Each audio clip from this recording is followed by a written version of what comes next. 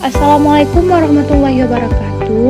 Halo semuanya, perkenalkan nama saya Sabrina dengan NPM 2206110264. Pada mata kuliah Sejarah Indonesia Masa Islam, saya akan menjelaskan yaitu pengenalan masa Hindu-Buddha. Nah, jadi pembahasan utama yaitu tinjauan umum atas perangkat penafsiran sejarah kuno. Yang pertama ada konsep. Konsep ini dikelompokkan ke dalam 5 kategori, yaitu umum, sosial politik, agama, ilmu pengetahuan, dan teknologi. Yang pertama umum. Dari umum ada indianisasi, jenis lokal, peradaban pemula, dan peradaban sekunder. Jadi, indianisasi adalah dalam tulisan tentang masuknya pengaruh India. Konsep ini digunakan untuk menjelaskan gejala umum dalam bentuk penularan, peniluan, atau penyebaran. Unsur kebudayaan dari India di luar India, jadi tidak hanya di Indonesia tetapi juga di wilayah lain. Selanjutnya ada genus lokal atau local genus. Konsep ini digunakan dalam kaitan suatu penjelasan tentang reaksi setempat ketika kebudayaan asing masuk. Disebut genus karena berkaitan dengan kemampuan istimewa. Selanjutnya ada peradaban pemula dan peradaban sekunder. Istilah peradaban pemula atau Prescient Civilization digunakan dalam menjelaskan sesuatu peradaban yang diasumsikan tumbuh atas kekuatan diri sendiri tanpa adanya pengaruh dari masyarakat lain.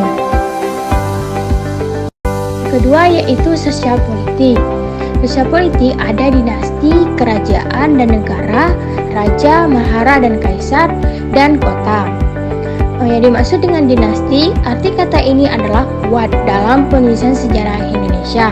Istilah ini biasanya digunakan untuk menyebut peranata kerajaan yang dimiliki oleh sistem jaringan keluarga. Di kalangan elit, kerajaan ini yang dimanfaatkan untuk mempertahankan kekuasaan. Selanjutnya, kerajaan dan negara. Kerajaan sebagai suatu istilah yang digunakan untuk menyebut sistem pemerintahan pramodern. Sering digunakan juga leluasa istilah ini digunakan juga untuk mengganti istilah asli yang lebih khusus yaitu kadatuan dan gunung. Selanjutnya maharaja dan kaisar. Dalam sejarah politik Indonesia, istilah raja digunakan secara umum untuk menyebut tokoh yang menduduki posisi tertinggi dalam sistem pemerintahan kerajaan. Demikian juga istilah maharaja yang berarti raja besar. Selanjutnya ada kota. Pada umumnya, konsep ini dipakai untuk menamakan pusat hunian suatu masyarakat yang telah mengenal kehidupan bernegara. Ini berarti kota hanya ada ketika telah lahir suatu negara. Keempat ada ilmu pengetahuan dan teknologi ilmu pengetahuan. Ilmu pengetahuan adalah seluruh pengetahuan sistematis memahami fenomena alam maupun kemanusiaan yang didasarkan atas prinsip logika yang berkembang dalam pemikiran orang Eropa atau Barat. Tentang teknologi, istilah ini mengacu kepada penerapan ilmu pengetahuan untuk tujuan praktis di dalam buku ini. Uraian tentang teknologi terutama dikaitkan dengan produknya.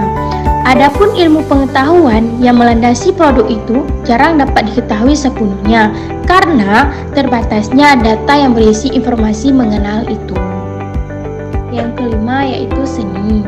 Pengertian pokok istilah gaya adalah sekumpulan ciri atau kombinasi sejumlah ciri suatu karya seni yang bersifat khas yang membedakannya dari kelompok karya seni yang lain.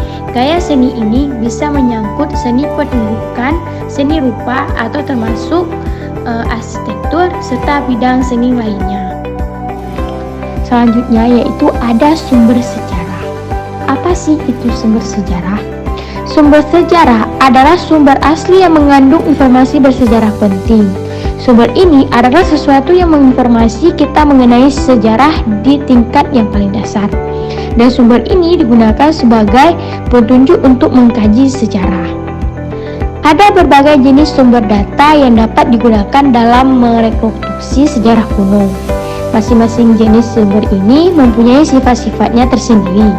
Dengan segala kelebihan dan keterbatasannya, apabila sejarawan pada umumnya hanya bertumpu pada sumber tertulis berupa arsip dan dokumen, maka untuk masa Hindu-Buddha dalam sejarah kuno Indonesia ini akan digunakan juga sumbangan yang besar dari hasil-hasil kajian arkeologi.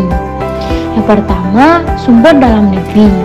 Sumber tertulis prasasti inskripsi atau prasasti pralats merupakan tulisan yang dipahatkan pada benda keras seperti batu atau logam. Di dalam sumber Jawa kuno terkadang disebutkan 3 jenis inskripsi berdasarkan bahannya. Yang pertama yaitu inskripsi batu atau upala prasasti.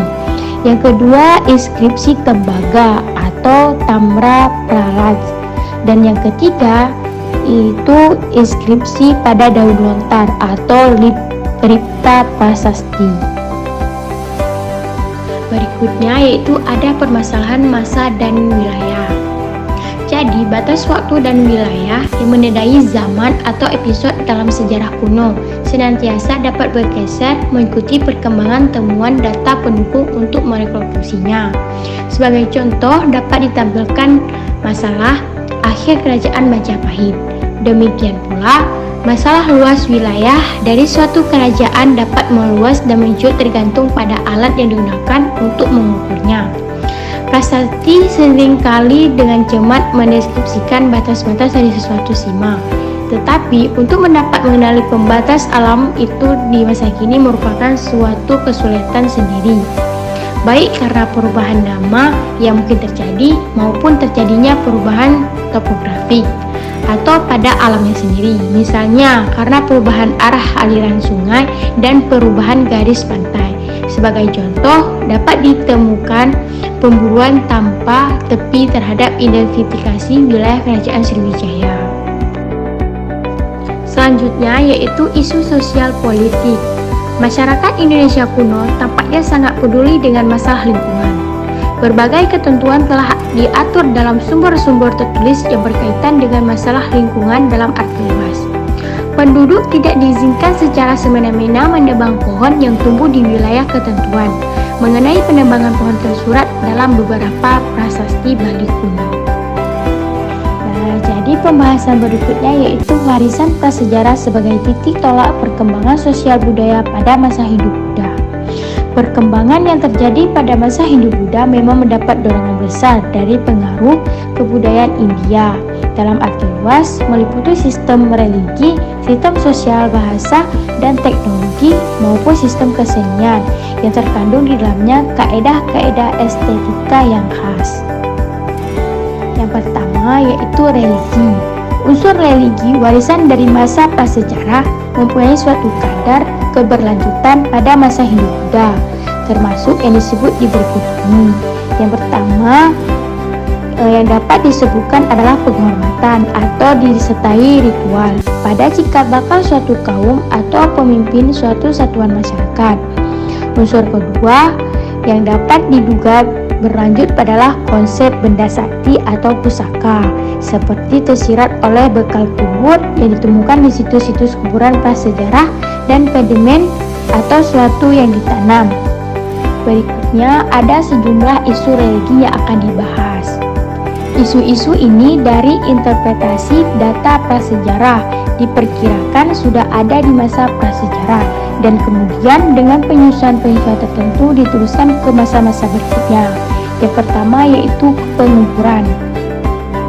Adanya penguburan itu sendiri pada masa prasejarah diketahui dari ditemukannya kerangka-kerangka manusia dalam posisi-posisi dan konteks-konteks khusus. Selanjutnya yang kedua, gunung sebagai orientasi. Pengajian atas posisi kerangka menunjukkan adanya kecenderungan untuk menggunakan posisi gunung sebagai orientasi. Selanjutnya yaitu yang ketiga, arwah nenek moyang sebagai perlindung.